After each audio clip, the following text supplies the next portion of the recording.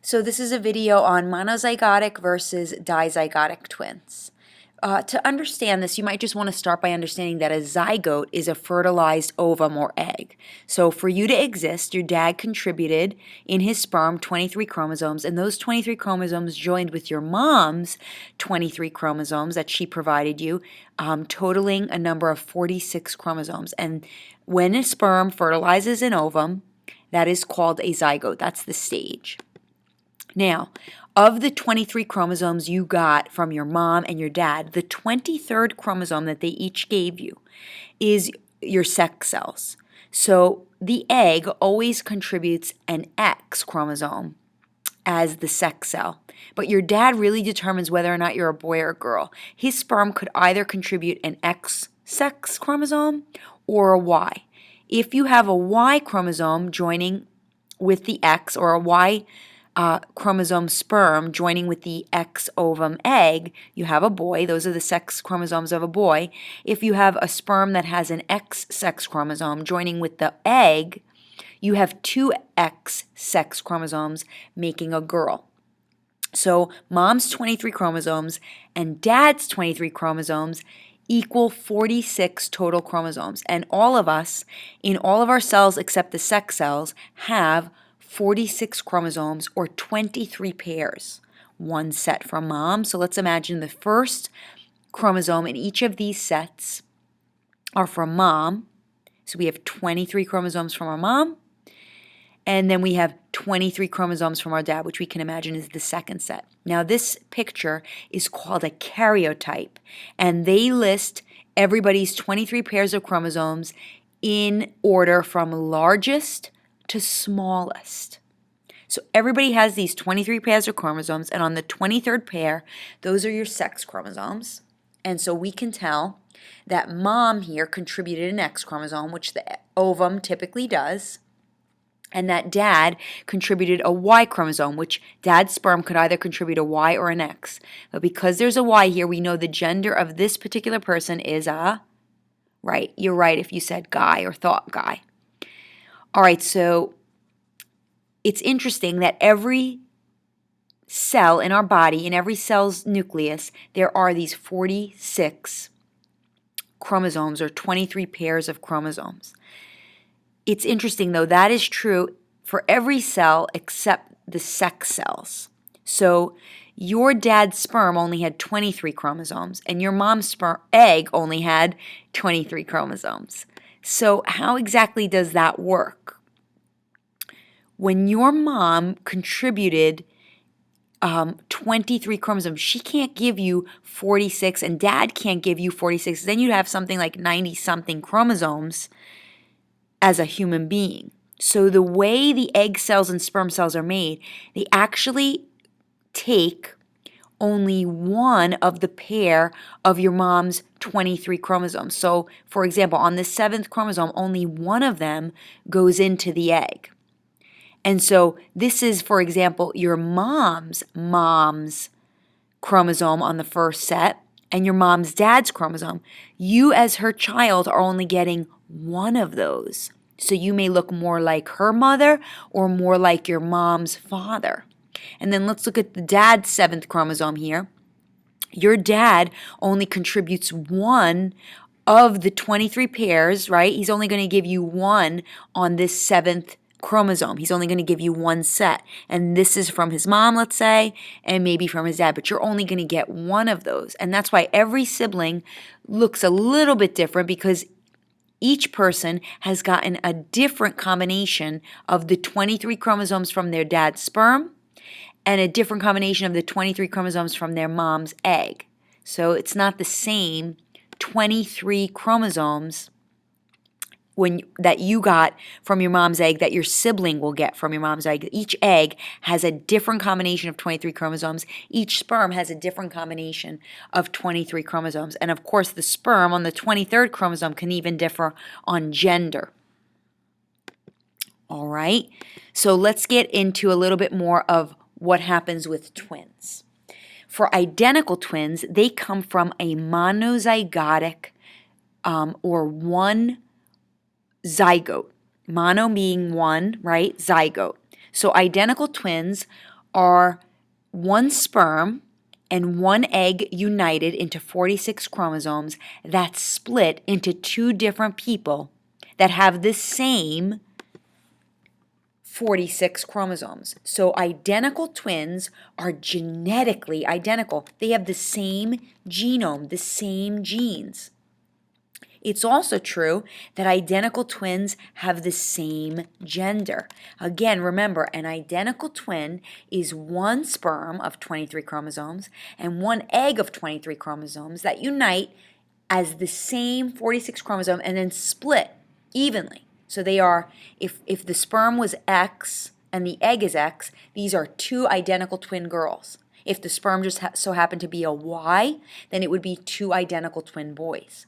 So monozygotic or identical twins are from the same zygote. Now, I thought all twins were a genetic occurrence, that it's something passed down from family to family, but actually science has no way to explain monozygotic twins. That is, when a zygote splits like this, there's no scientific explanation why a zygote does this. So anybody can have identical twins. Now, when it comes to fraternal twins or dizygotic twins, that means that the twins are growing up in the womb, but they came from two different eggs. So dizygotic meaning two different zygotes, right? And again, dizygotic is what we call fraternal twins. Now, sometimes a mom has twins in her womb, but it's a little hard to tell whether or not her twins are identical or fraternal. Now, one easy way to tell, now that we can tell the gender of babies while they're in the womb, you might have fraternal twins if you have a boy and a girl in the womb, because with dizygotic twins, it is possible to have two different genders. Dizygotic twins come from an egg that contributes 23 chromosomes from mom and a sperm that contributes 23 chromosomes from dad. That's one zygote. So for this example, this zygote is a girl, X and X. But the second zygote that is developing in the womb, that might have been given a Y chromosome from dad, and so you could have a scenario where you have a girl and also a boy zygote. In this case, it's clear they have to be fraternal twins, because the only way that this can happen is for there to be two zygotes in the womb at the same time. Sometimes if there's two girls, they could have either come from a monozygotic split or a dizygotic split. It's really hard to tell sometimes. Sometimes two girls, an XX and an XX, they look very similar because they are two sisters growing up at the same exact time. But you can do a DNA test or a blood test to figure out the zygosity of your children. That is, did your twins come from one zygote or two? Now, how will scientists know this? They'll just be able to compare the genes. Identical twins will have the same genes, but dizygotic twins or fraternal twins will have a unique combination of 23 chromosomes from mom and 23 chromosomes from dad. And again, the other twin will have a unique combination of 23 chromosomes from mom and 23 chromosomes from dad. They won't match up exactly. Although siblings do share about 50% of their genes, they won't be as similar as the identical twins, which are exactly the same. Now, you can have fraternal twins, a mom who has two ovum released. It's possible to have triplets in this way, where one egg is fertilized by a sperm, and then a second egg is fertilized by a sperm, but that second egg could split. So you could have identical twins and a third fraternal twin or sibling in the womb at the same time. Another way to have triplets is an egg, one zygote, could split into three evenly. That's called identical triplets. That's really rare.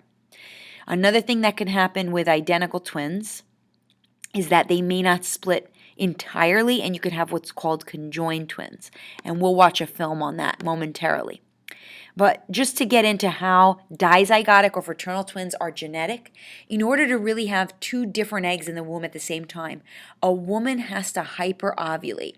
So to hyperovulate, that means either one of her ovaries releases 2 eggs at the same time, or each ovary releases an egg at the same time. So 2 eggs have to exist in the uterus for dizygotic twins to be able to be to exist, for dizygotic twins to have 2 different sperm fertilize 2 different ovum from the mom. You really need hyperovulation. Now, I guess hyperovulation is something that is genetic, although I guess you could have an abnormality where you do hyperovulate, and women who are over 30 tend to be correlated with the frequency of twins. Now, in today's day and age, we have a lot of people taking fertility drugs and/or having what's called in vitro fertilization, where they contribute their ovum or eggs, and those ovum or eggs are fertilized in a petri dish and then implanted in the woman later. This is one example. I don't know this woman's name, but they refer to her as Octomom because at one point in her life she had 8 babies. Now, here's how it happened. The doctor used in vitro fertilization and took her eggs that were fertilized and froze them, and they were frozen as embryos. And later, the doctor, according to some sources, implanted 6 different embryos inside this mom, Octomom. Now, you might say, well, you keep calling her Octomom. Why were there only 6 embryos? Some of these children are identical twins. That is, there were 6 embryos, but some of them split. And so that's at least according to some sources. I guess in the trial where people questioned whether or not the doctor did the right thing, some sources said he may have implanted as many as 12 inside of her. But this is another way people can have fraternal twins in this day and age. A lot of fertility drugs could cause women to hyperovulate and or have more than one zygote in their uterus at a time. Okay, well, hope this was a helpful explanation to you and that you now understand the difference between monozygotic identical twins and dizygotic